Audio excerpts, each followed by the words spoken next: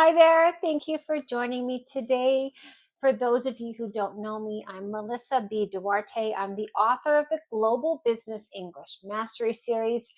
What I'm doing in this podcast is I'm taking you through the most essential 300 plus business English idioms that you need if you're doing business in English.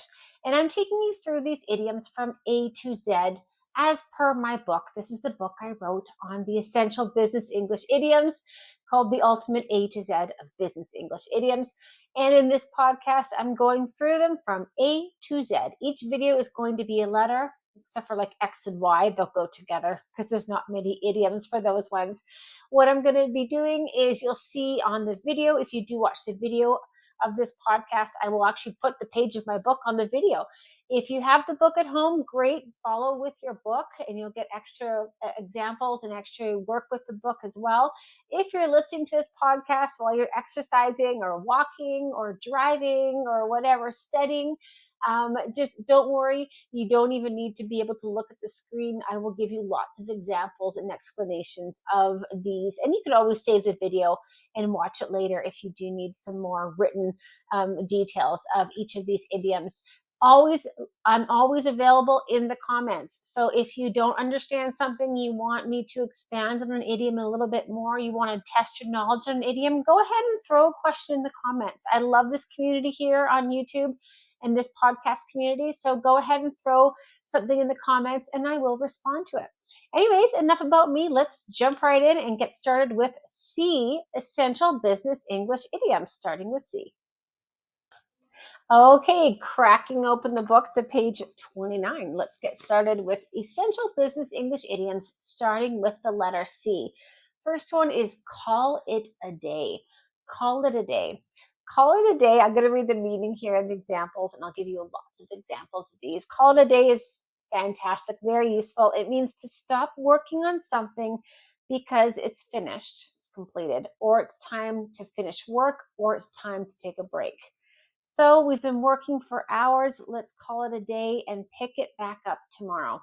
So let's say you're working on a big project and you need to take a break from it. You've been working on the project all day. You need to take a break. Let's call it a day, which means you're still going to be at work. You're still in working hours. You're still going to be doing some type of work, but you're going to stop that project and you'll come back to it tomorrow or another day. So call it a day. We're going to stop working on that project. Maybe you're doing a report for an important meeting coming up, and you need to take a break from the computer, take a break from the numbers. Let's call it a day, which just means you're going to stop working on that report for the day, move on to something else. Or call it a day can mean you just stop working for the day. So it's Friday, it's been a successful week, your manager comes in, okay, everyone, let's call it a day. Go home, have a good weekend. So let's call it a day just means we're going to stop working completely and go home. So you have to know when to use call it a day, and when someone else is using call it a day, there has to be some sort of situation around it. So call it a day, you're going to stop working on something or stop working altogether for the day until the next day. So, I mean, have you had a situation where your manager came in, or if you're a manager, have you come into your staff and said, hey, let's call it a day? We'll just stop working and go home. Or someone's working a lot on something, you're having a brainstorming session, a negotiating meeting, and if the negotiations are not moving forward, you're not kind of gaining ground, it's not moving anywhere, let's call it a day. Let's meet up next week.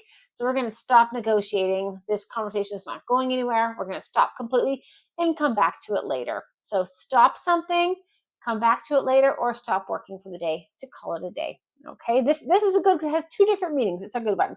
Next one is call the shots. Call the shots. I'm going to go down. I'm going to read the meaning and example here. Call the shots, to be in control or to make the important decisions. Example, as the restaurant manager, she's the one who calls the shots, not the chef. Now, call the shots means you have the right and responsibility to make decisions. So who calls the shots in your office? Oh, well, it's the VP.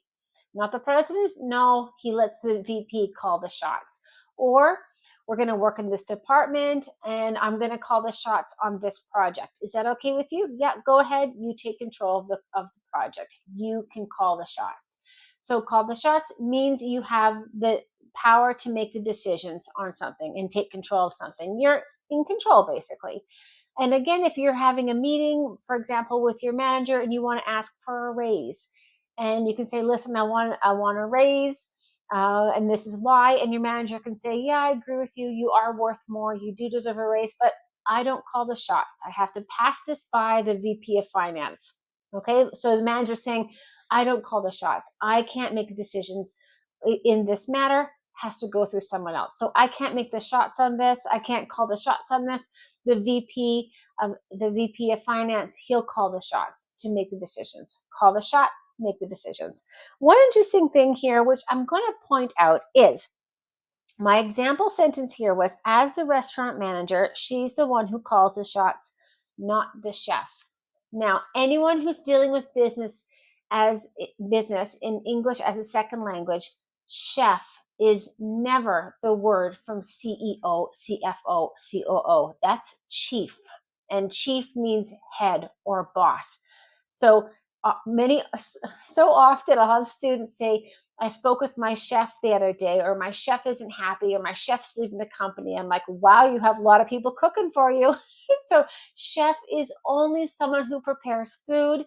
It has nothing to do with business unless you're talking about a restaurant or working in a restaurant. That's your chief executive officer. And again, we wouldn't even call them a chief ever. So we wouldn't even shorten CFO or CEO to chief. You just say my CFO, my CEO, but never chef. Never chef. There you go. Okay, back to idioms. Now we're looking can of worms. This is fun. Can of worms is so descriptive. This is why idioms are so prevalent and fun in business English, because can of worms, 3 words. Yes, I had to count that on my fingers. 3 words describes an entire situation. So if you have a can, like a can of Coca-Cola or a can of beans, if you were to open that can up, and if that can was full of worms are the little long insects that go in the grass and in the mud. If you were to open that can and all these worms came out, actually I don't think worms are insects. Someone's going to correct me on that. They're bugs. And a bunch of worms come out. Well, you have a problem. You had a can full of sealed worms. And if you were to open that can, you have a way bigger problem now, because now your whole office or your whole area is covered in worms. Of course, this is not literal, but this is what a can of worms means. Use something small, don't touch it, it's going to be worse. So making something small or a situation that didn't exist by touching something, you're going to make a problem for yourself or other people. I'm going to read you the meaning and the example here. Okay, meaning a situation that once started is likely to become complicated or problematic. Example, bringing up that old issue could open a can of worms. Okay, so for example, you're a manager at a company, and all the managers getting together talking about projections for the next year.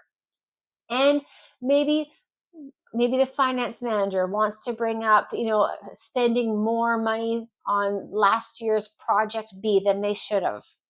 And manager C wants to get finance to allocate more money for a new project. And by opening up that can of worms, by talking about getting more money, is going to make a bigger problem. The finance manager is going to circle back to the failures in the past. So it's kind of like, don't talk about something or avoid something. Don't do something, because it's just going to make more problems for you. That's all it is. So a can of worms would be, if the customer seemed a little unhappy about an aspect of an app that your company launched. And so then if you do a lot of market research and get a lot of customer feedback, well, that could open a can of worms. You may get feedback that can send your whole company in a new trajectory, a whole new direction, which could be a waste of time and money. So sometimes things are better left unsaid or untouched. Otherwise, it's open a can of worms. It's going to make something more problematic. It's going to make a bigger problem for you that probably didn't exist before or was avoidable anyway. So that's a really good one, can of worms. Next one is cash cow. Now, again, a lot of these idioms come from military, gambling, sports, agriculture. This comes from agriculture. So if you're a farmer and you have one cow, that cow can always produce milk when you need milk. So, a cash cow in business is a company or a client that is always very lucrative, meaning you'll make a lot of money with them, and very easy. A company you don't have to work really hard to get money from them. A client who's always very satisfied, who always pays their invoices on time, not a hard sell. That's a cash cow. I'm going to read the meaning and example for you here. So, a product or service that generates steady and substantial profit. So, if a company sells 5 different lines of, I don't know, running shoes, but this one line of running shoes is associated to a famous basketball player, well, that one line of running shoes is going to be their cash cow. That's where it's going to be easy money, easy sales, easy income. Or again, you have a certain client who always needs your service. They love your service and they've never said no to any of your upsells. They're a cash cow. They're very easy. I'll read you my example here. The company's software division is a real cash cow. So this company B sells 5 different products. One of their products is software, and that's their biggest sales. So they can sell, for example, an IT company, they can sell mice, they can sell video cameras, they can sell, I don't know, laptop stands, and they could sell microphones, and then they could sell software. And if software brings in their most amount of money, most of their income, that's their cash cow. That's like the easy sell. The other ones are just kind of supplementary. Cash cow. It's a really good one. So your biggest client, your easiest sell, your product that sells itself, that's your cash cow. Could be a person that, or like a person, like as in a company that easily buys your services or your products, or a product that sells really easily. That's a cash cow. Next one is change gears. Now, if you're driving in your car, and whether it's an automatic car or a manual car, it doesn't matter. If you want to move, you need to change gears. You need to go into drive or go into first gear. That's change gears. So to change gears in business English, it just means you're going to change your focus, change your direction. You're going to change the effort you put into something. You're going to approach something from a different perspective. Change gears is really, really great. If something's not working right now, okay, let's change gears. Let's try this a different way. And that's to change gears. I'm going to read you the meaning and example here. Okay, to adjust an approach, focus, or strategy. Change gears. Example, this tactic isn't working. We need to change gears quickly. Okay, so you work in IT, there's a bug on this in the system, and you're going through, you're trying to find the coding, you can't find it. Okay, let's change gears. Let's approach this from a different point of view. Let's run AI through it, see if they can find the bug. So you're just going to try something different, a new tactic. Or you work in research and you're trying to find the source of something and you just can't find your answer. You can't find your answer. Okay, let's change gears. Let's approach this from a different perspective. We're going to change our focus. Also, change gears could be if you are interviewing for a company and often they ask, why did you leave your previous employer? I hate this question. They always ask the hardest questions. So they say, why did you leave your previous company? Why did you leave your previous employer? You could say, I wanted to simply change gears, which just means I wanted a new focus in my work. I wanted a new focus in my life. And so to change gears means I just wanted to move forward, but sideways in a different way. So to change gears is great. Just means you wanted something new, a new focus, a new challenge. Change gears. It's a good one. Okay, next one, change of pace. This can be a little bit similar. So pace is how fast something's done. If you walk, you have a certain pace. If you run, you have a certain pace. It means the speed. Your speaking is at a certain pace. Your download speed is a certain pace. It's the speed of something. So if you need the change of pace, it means you need a different speed in your life. So I'm going to read you the example in the sentence here, meaning a shift in activity or routine to something different or less intensive. Okay, so example, a change of pace can ease burnout. So this is interesting because in my meeting I wrote down a shift in activity or routine to something different or less intensive. So a change of pace, usually we use it that we're so busy or working on so much, you need a change of pace. You need to slow things down, so reduce intensity. But if sometimes your work is a little boring or repetitive, you want a change of pace. You want something a bit more upbeat, something a bit more challenging, something a bit more exciting. And this is what it could be, a change of pace. Again, if you're interviewing and they say, why did you leave your previous employer? You could say, I wanted to change gears. So I wanted to shift my focus onto something different. That's change gears. Or I wanted a change of pace. I wanted more tasks. I wanted more opportunities. I wanted to work in a more upbeat, lively environment. Or maybe your previous company was go, go, go, go, too intense, and you wanted a change of pace. You wanted something a little bit, not necessarily slower, but something a little bit less intense. So a change of pace is fantastic. And again, even if you're working very hard and you take a week off and you go on holiday, you can sit there and you're sitting at the beach or you're sitting in a cafe saying, oh, it's so nice to have a change of pace, meaning I'm not waking up at 7 o'clock in the morning, running to work, sitting in traffic, working like crazy for 9 hours, commuting all the way home, and cooking dinner and dealing with life and kids or whatever it may be. I'm on holiday. I have a change of pace. So my life has slowed down. That's change of pace. Okay, next one here is clear the air. Clear the air is very, very useful. And I'm going to read you the meaning here and give you the example. Clear the air to address to talk about something, not address like as if like an email address, that's the noun, but to address, the verb, means to talk about something, to do with a situation. So to address and resolve misunderstandings or tensions, that's clear the air. So imagine the air is full of like misunderstandings or there's tension. So sometimes you can feel in a room like, oh, people are not happy. So you need to clear the air. And it means to resolve and address. Address means talk about, to resolve and talk about those misunderstandings. So, for example, we need a meeting to clear the air after yesterday's argument between IT and sales. Okay, sales wants this, this, this, this. Yes, we'll make it all happen. They tell their customer, and IT goes, oh, we can't do that, or it's impossible with that timeline. I think this happens quite a lot. Sales, selling something, IT has to build it, and there could be a lot of tension between those two departments. So to clear the air, you need a meeting to come together, and then people are going to voice, address, speak about the issues they have and the frustrations they have, or deal with those tensions they have. So clear the air.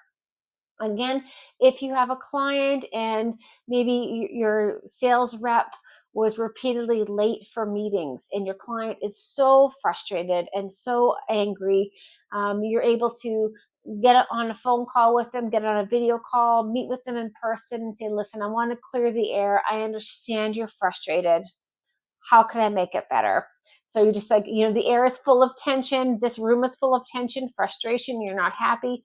What can I do to clear the air? What can I do to make it better? So that's clear the air. It's a good one.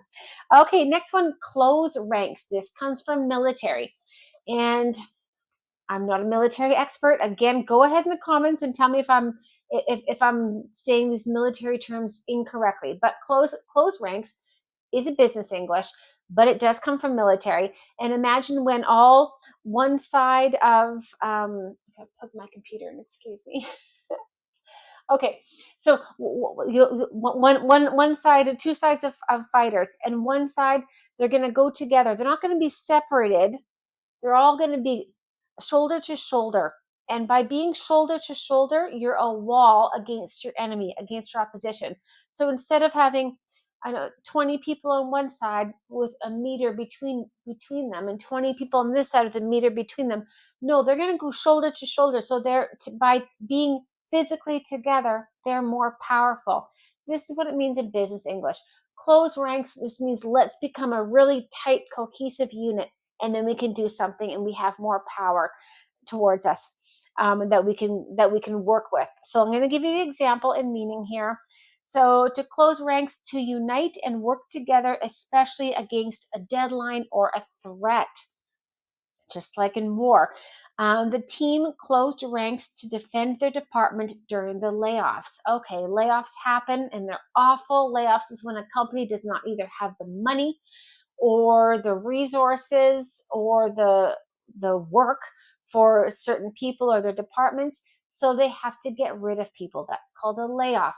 But if a team can close ranks around certain people, a team can protect someone. So maybe the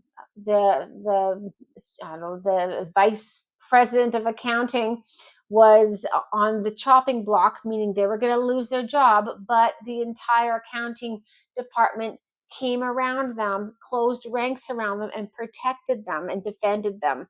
And that person did not lose their position. They did not lose their job. That's what it means to close ranks.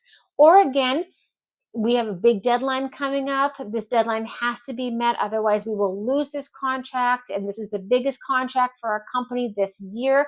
We need to close ranks, which means everyone is going to work together as a strong, cohesive team. So to come together to defend or protect, or come together to produce and work together and produce very strong results. That's to close ranks. Okay, 3 more on this page to go. Come on board. Come on board. I mean, this comes from boats. This comes from ships. So if I'm on a sailboat and I see you on the shore, on the dock, I'm like, hey, come on board. It means come on. This is where onboarding comes from, right? The onboarding process in a company. So come on board is you're inviting someone to work with you, whether you're going to hire them for your company or they're going to work in your department. Let me read you the definition here and some examples. Okay, meaning to join a team or company, come on board. That's easy. Again, in interviews, right? I'm looking forward to coming on board. I'm so excited to coming on board. We can't wait to have you come on board. It just means join the company, join the team. Example, we're excited to have you come on board as our new marketing director. So this is great. So anytime you're introducing someone to your new team, or sorry, to their new team, or introducing someone in a presentation who's new to your company, you can say, we're so happy to have Peter come on board. Or we're looking forward to having our new trainees coming on board next year once they graduate. So come on board means to join the company. It's great. And again, in interviews, very useful language. Next one is come up short. So come up short. I have a thing called a bar, and a bar in business English is my expected standard. So if you hit the bar, you meet the bar, you met my expectations, you met my standards, and that's the bar. That's my expectations. Now, if you have come up short, it means my expectations are here and you got to here. You came up short. So you failed to meet my expectations. So if I'm negotiating a new position and I have in my mind what I want to be offered for the position, and they say, yes, we want you to work with us. Here's our offer. And if the offer is not as high as you wanted, you can say, sorry, your offer came up short, which means it's not as high as I expected. Or same thing, you're interviewing for a position and the offer's fine, you want the position, but they can say, I'm sorry, we're not going to go with you. Another candidate has more of the experience we're looking for. Your experience came up short. So our expectations were here. Your experience came here. It didn't hit the mark. It didn't hit the bar. It came up a little bit short. So come up short, to fail to meet expectations or goals. Absolutely. You have your KPIs. You don't meet your KPIs, you came up short on your KPIs. You have sales numbers you want to hit, forecasts you want to hit. If you don't hit those, you come up short. An example, despite our pitch, we came up short and the prospective client went with another firm. So we did a great pitch. We were very happy with it, but we didn't meet their expectations. We came up short. They went with another firm. Okay, very last one of this page. We do on the next page of C's. We have 5 more to go. So this podcast is not done yet. But last page here, we have corner the market. Now, corner the market, surprisingly, a lot of advanced business English students who work And in business English internationally, don't know this term. And this is a really common term.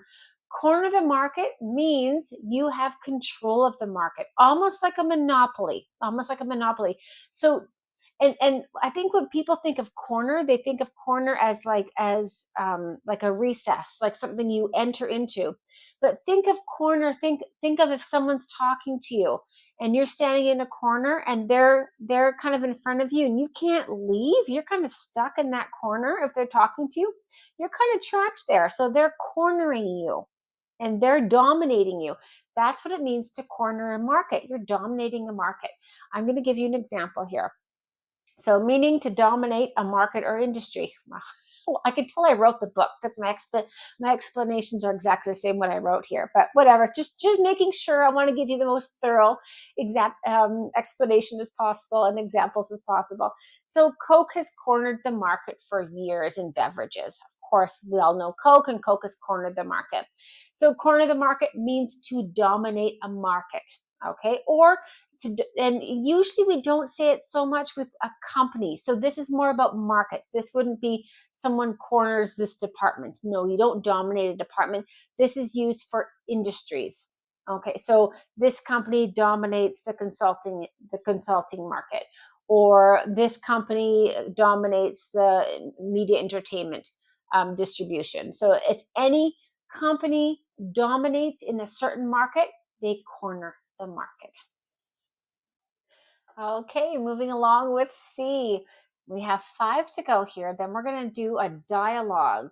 And in the dialogue, I'm going to put regular words, and you're going to try to guess which idiom could replace those regular words. If you've watched my the same podcast on Essential Business English Idioms with A and B, and you're coming here to see, you know what I'm talking about. If you haven't watched those ones yet, then what you will have is we'll have 5 more idioms here. Then I'll go through and I'll give you a dialogue, and you can kind of guess which idiom could replace those basic words just to lock in the learning for you. Okay, let's get started. So we have crunch time. Okay, crunch time. Now, this is crunch. If I have a piece of paper in my hand and I do this, I crunch that piece of paper. So I've restricted it, I've made it very small. So crunch time is a time where you are so restricted with time for something. So crunch time could be if you're down on staff, you don't have enough staff to do something, it's crunch time. Everyone has to work extra, otherwise we won't meet our deadline. So it just means you're under a lot of time restraints, crunch time. I'm going to read you the meaning and example here. Crunch time, a period when a deadline is approaching or requiring intense effort, right? So intense effort, everyone needs to work because the deadline is approaching. Example, it's crunch time now, so we need everyone to focus. So crunch time just means if you're going to present at a conference and you have to have your slides uploaded by 3 p.m. and it's 2:30 and you haven't uploaded your slides yet, it's crunch time. You have 30 minutes to get those done, reviewed, checked, approved, and uploaded. So crunch time just means you're working in a time crunch. Time is doing this to you. I mean, a lot of people do work in a time crunch, or it could be a crunch time. So crunch time is time that you have. The crunch time is time you have to work extra fast, extra focused because your time is limited. Or you can work in a crunch, and again, that's a restriction. And with a restriction, it could also be finance or resources too. So crunch time means time is really restricted, but working in a crunch, that could mean you're restricted by policies, by lack of resources, money, or people as well. So crunch time just means time that you have to really work hard. Your deadline's coming up. If perhaps you've been unemployed for 3 months and your money is running out, okay, it's crunch time. I need to find another job ASAP, right away. My deadline's passed. I need to get another job. So it's crunch time. Or you're going on a business trip and your flight leaves at 10 o'clock and you know the traffic's pretty bad. You have to be in the car or in the Uber at 8 o'clock and it's 7:45. It's crunch time. I have to get ready and be at the door and get my ride to the airport. So crunch time just means a time of very intense pressure time-wise. Okay, next one is to cut corners. This is incredibly useful, incredibly common in business English. This is, if you don't know this idiom, you need to know this idiom. You need to understand it and you need to know how to use it. I'm going to read you the meaning first and the examples. So, cut corners, to do something in a cheaper or easier way, often compromising quality. I'm going to read that again. This is such an important one. To do something in a cheaper or easier way, often compromising quality. Example, we can't cut corners on this project if we want to maintain our reputation. So to cut corners, okay, so I have A and B. And if I have to get from A to B, I have to follow this way, and it takes longer, but that's the route, that's the road I have. If I want to cut corners, I'm going to take this corner off and go directly from A to B. Well, this looks good, but if by doing this, you're going to lose all this quality here, you have cut corners. So cut corners in business English is always bad. You don't want to cut corners. You don't want an airline that cuts corners. You want to make sure they're never cutting corners. They're doing everything in the long process, the long way they usually need to do it. They don't cut corners. They don't go like this. They're going to go the usual way to do things. So in every company needs to always save money. They always need to find ways to save money, but they can't cut corners when it comes to service or quality or safety. That's cutting corners, and that means something is bad. So, for example, you did a big report and there were some mistakes in the report, and you said, "Oh, I cut corners. I used AI to write half of the report for me." Well, AI made mistakes, or their AI detection picked it up, and you cut corners. I mean, you save time, but your quality went down for that reason. So cutting corners, not wise in business. And this is what it means. When you try to do something a quicker way or an easier way, but down goes the quality. And that's to cut corners. Next one is to cut, or to be cut out for. So cut out for. This is beautiful and fantastic. I'm going to read the meaning first.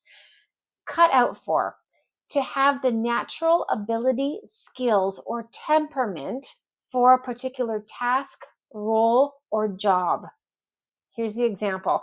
I'm not cut out for remote work. I miss the social aspect of being in the office. So if you're cut out for something, that thing is a good fit for you. That's all it means. That thing is a good fit for you. So I'm really cut out for working in sales. I love working with people, or I'm not at all cut out for working with sales. I'm not a people person. Or why do you want to work for this company? I'm really cut out for working with numbers. That's why I want to work with your company in the finance department. It means I have a natural ability, a skill, a passion, a love, temperament, a personality for numbers, for finance. This is perfect fit for me. I'm cut out for this. Or why did you leave your previous company? Why'd you leave your previous employer? I wasn't really cut out for working in that department. I wasn't cut out for working in pharmaceuticals. I wanted more to work with research. So cut out for a meeting that you're a good fit for something. This is incredibly useful. Again, if you're talking to a colleague and you're chit chatting about hobbies that you guys have. I mean, I focus so much on business English, but so much of business English has to be small talk as well, right? You're developing relationships with people. So you talk to your colleague about what they did over the weekend, and they can go, "Oh, I went mountain biking," and "Oh, I went mountain biking a few years ago." I'm not really cut out for mountain sports. I don't like the cold, or I don't like the expense involved. So you can say cut out for with things like hobbies as well, and interests that people have.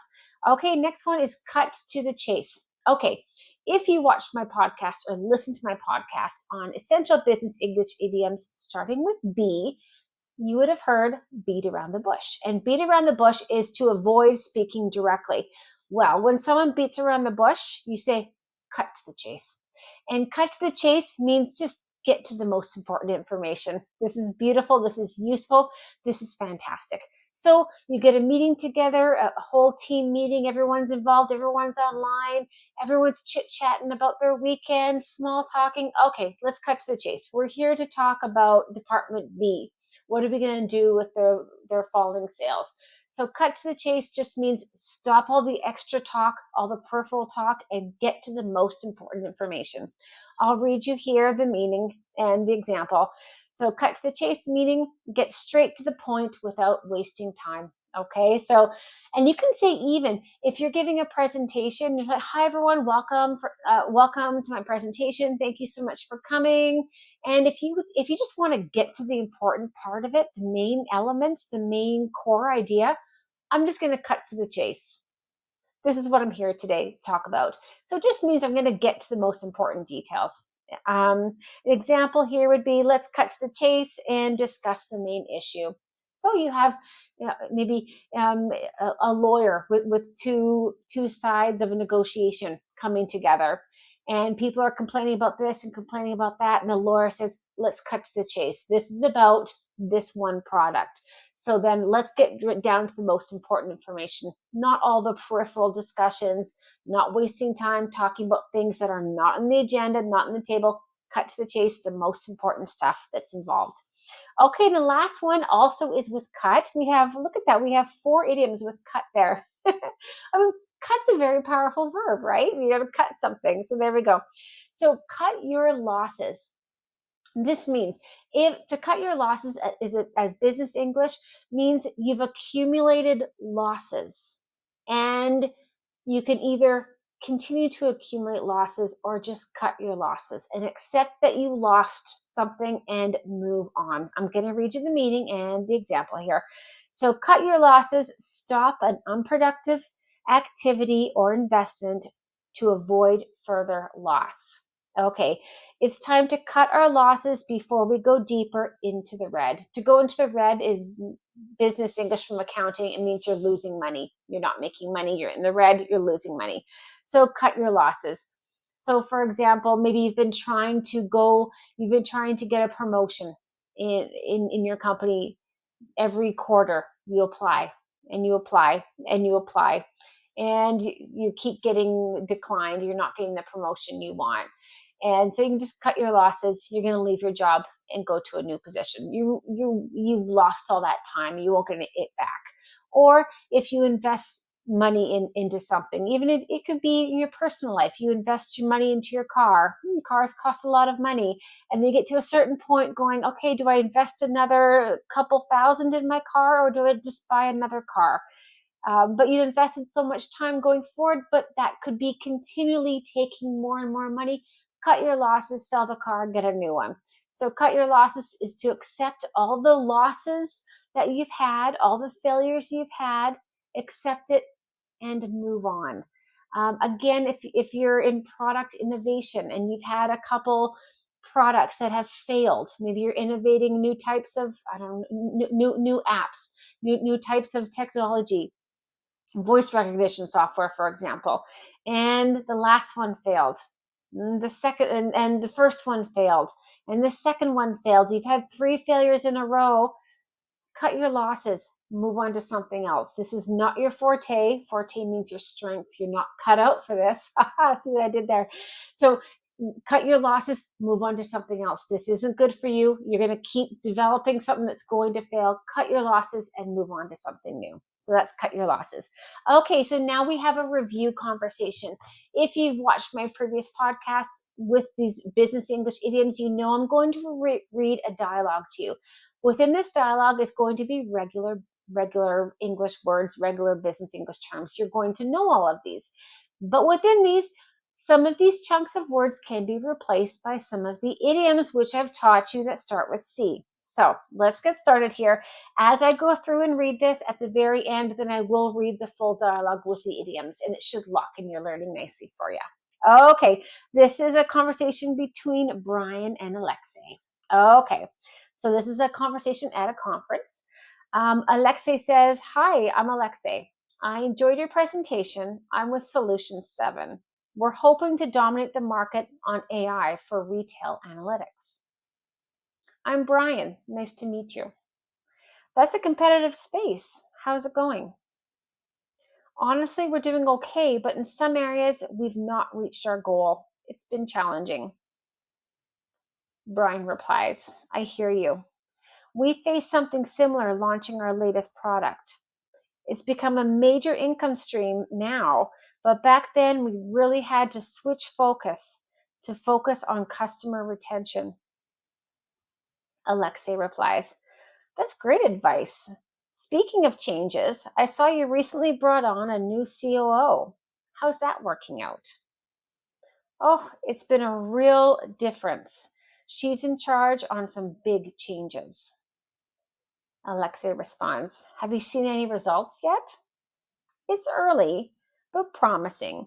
Such a big move is tough. You never know if you'll open a problematic matter.